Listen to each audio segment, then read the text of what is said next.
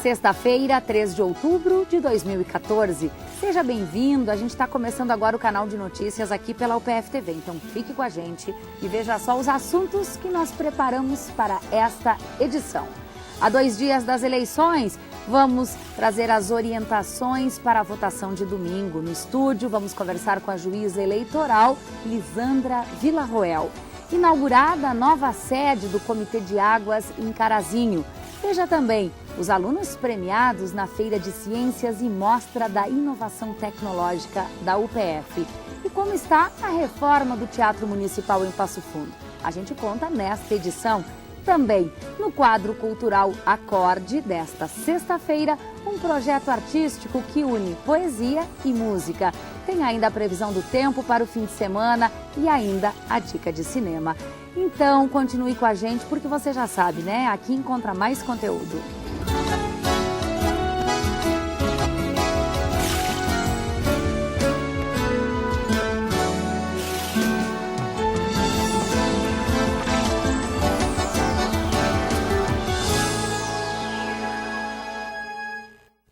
O COAJU, Comitê da Bacia Hidrográfica do Alto Jacuí, inaugurou ontem a nova sede da entidade, que agora passa a funcionar em Carazinho.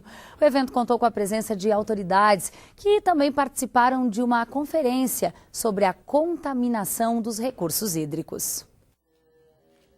A nova sede vai dar mais visibilidade e tornar o Comitê da Bacia Hidrográfica do Alto Jacuí, o COAJU, mais participativo. Sugestões da comunidade serão ouvidas para melhorar a gestão. O comitê ajuda no gerenciamento da qualidade e disponibilidade das águas na região. O próximo desafio é a construção de um plano para a Bacia Hidrográfica do Alto Jacuí, que abrange 41 municípios. Os municípios, prefeitos, as entidades, as câmaras participem e venham a gerenciar com nós os recursos hídricos da nossa bacia.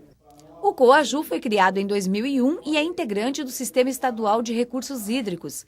Por meio de um convênio firmado até 2017 entre a Secretaria Estadual de Meio Ambiente e a Fundação UPF, o comitê recebe estrutura e apoio. Está ligado à Vice-Reitoria de Extensão e Assuntos Comunitários da UPF. Somos participantes do comitê há bastante tempo, desde a sua constituição, e nesse momento estamos trazendo o comitê mais próximo das suas bases, né? Da sua bacia hidrográfica. E entendemos que é fundamental que a população que vivencia, que usufrui desses recursos hídricos possa discuti-lo através dos seus representantes. Depois da inauguração da nova sede, foi realizada a conferência com o tema Agroecologia. O uso de agrotóxicos e o risco de contaminação dos recursos hídricos também foram discutidos durante a programação do evento. Nós temos hoje uma situação muito preocupante, inclusive por decisão recente do Tribunal de Justiça do Rio Grande do Sul, que está liberando produtos que já estavam proibidos no país, né, que é o caso do paraquat. Então, isso aumenta ainda mais a nossa preocupação com o uso de agrotóxicos no Rio Grande do Sul. Nós temos propriedades rurais que não respeitam a área de preservação permanente. Hoje existe uma demanda por um produto limpo e por uma informação correta. Então, nós temos obrigação enquanto universidade, enquanto comitê, né, que o comitê aqui já está fazendo um trabalho maravilhoso, de produzir água de qualidade. E já significa não contaminá-la. Então, temos que discutir quais as formas da produção agrícola que podem produzir água de qualidade, que a gente possa efetivamente estar consumindo uma água limpa. E aí é o uso da agroecologia e a produção orgânica. Domingo, a população do Brasil vai poder escolher o presidente da República, governador, senador e deputados federal e estadual. Como será que a Justiça Eleitoral de Passo Fundo está se preparando para este dia? Bom, quem responde a essa e a outras perguntas é a juíza eleitoral Lisandra Sericato Villarroel, que responde pelas 2 zonas eleitorais que estão aqui em Passo Fundo. Doutora Lisandra, seja muito bem-vinda ao UPF TV, é um prazer lhe receber aqui. Eu começo já lhe perguntando como é que estão os preparativos para esta eleição de domingo. Olha, todo o processo de carregamento das urnas foi perfeito.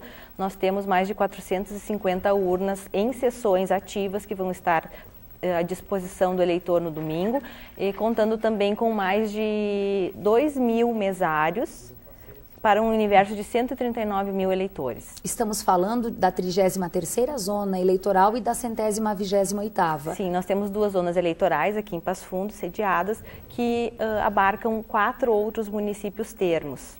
Que são Coxilha, Pontão, Mato Castelhano e Ernestina, né? Exatamente. Doutora Alisandra, o que o eleitor não pode fazer no domingo? Olha, o que o eleitor não pode fazer realmente é a boca de urna, que é distribuir santinhos, né? Ou estar fazendo reuniões e envolvendo muitas pessoas para querer exercer o seu direito de manifestação de uma forma expressiva. Nós costumamos dizer que nesse dia a manifestação do voto ela é silenciosa. Então, realmente essa é a conduta vedada ao eleitor nesse dia. Um adesivo, um bottom, uma bandeira, estão valendo, doutora? Estão valendo, eles podem ser utilizados sem problema nenhum. O que não pode fazer é a manifestação extensiva, ela deve ser silenciosa. Transporte de eleitores, sob forma alguma, de forma pode alguma acontecer. E no caso da população perceber que algumas irregularidades estão acontecendo, para quem elas devem fazer a denúncia? Nós pedimos que liguem para o 190, o BOI, inclusive, vai estar atuando durante todo o dia, ao longo de todos os municípios, nos prestando esse auxílio também, e então ligar para o 190 ou para o próprio cartório eleitoral. Doutora, o Brasil é o país exemplo no que diz respeito à forma de fazer uma eleição, com todo esse processo informatizado. Porém, apresenta outros tantos desafios a vencer, que envolvem corrupção. Na sua opinião, o eleitor de domingo chega para votar com que sentimento?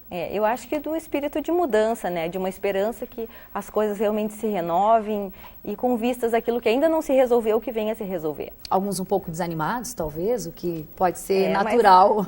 Mas a esperança, ela sempre está ali, né? A gente percebe nas pessoas, especialmente nos idosos que vêm nos falar, e muitos deles às vezes chegam, eu já tenho 70 anos, não voto mais. Como não vota mais, né? É uma faculdade, obviamente, não votar aos 70, mas nós queremos sim que todos estejam lá nesse dia.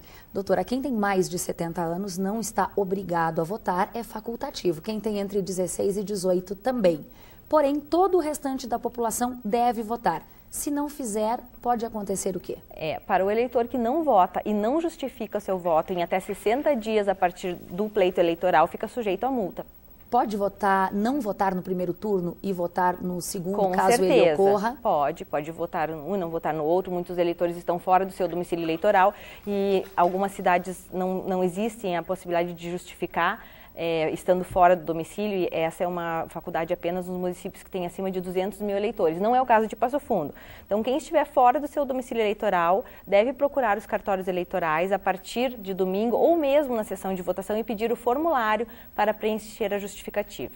Pelo que você nos fala, doutora, o processo está muito tranquilo em Passo Fundo, mas há uma equipe de plantão para tomar decisões no domingo, caso algum imprevisto ocorra. Sim, são mais de 30 servidores do Tribunal Regional Eleitoral treinados para qualquer eventualidade que venha a ocorrer nas urnas. Nós temos mais de 70 urnas de contingência, que são aquelas urnas preparadas e prontas para eventual troca. Então não há problema se venha a acontecer alguma falha na urna, ela é trocada, substituída imediatamente com a preservação de todos os votos que ali já foram depositados. Perfeito. Há uma corrente, não só em Passo Fundo, no Rio Grande do Sul, mas também no Brasil, que coloca que o voto não deveria ser obrigatório e sim facultativo. É uma opinião bastante pessoal que eu lhe peço, sei que é muito delicado um juiz se posicionar nesse sentido, mas a gente gostaria de lhe ouvir falando sobre isso também. Olha, eu penso que realmente é uma pergunta muito difícil, mas nós vivemos num país democrático, né?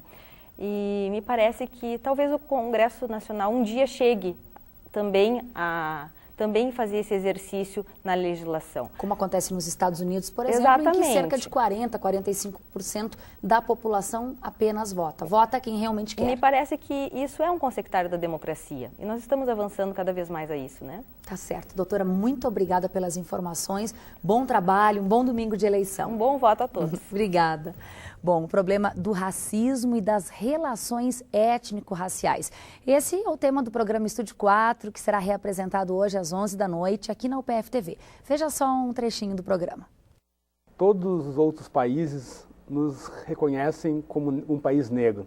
Somente nós que não nos consideramos dessa forma. Então, isso denota como ainda o racismo está presente nas relações sociais no Brasil e, muito mais do que isso, é constitutivo dessas relações. Por mais que a mídia ainda não esteja no nível de conseguir fazer um discurso que seja coerente em relação ao problema do racismo, porque quando você fala em futebol, o futebol, ele, por mais que seja um esporte de massas, ele nasceu elitista e nasceu branco. Então, ao longo do século, a gente tem várias manifestações de racismo que a gente pode comprovar. A gente teve um presidente da República, por exemplo, Epitácio Pessoa, publicamente pedindo, em 1921, que a seleção brasileira que fosse representar o Brasil no Sul-Americano fosse composta por brancos. Infelizmente, não podemos tratar como coincidências, não podemos achar que, do ponto de vista jurídico, porque há uma igualdade em tese e deve haver, não poderia ser diferente numa Constituição, não é porque há essa igualdade legislativa ou constitucional em tese que o problema real se soluciona magicamente. Temos que abordar justamente isso. Depois do intervalo, os vencedores da Feira de Ciências e da Mostra de Inovação Tecnológica da UPF. E ainda a gente vai mostrar um projeto artístico que une poesia e música. Então fique com a gente, nós já voltamos.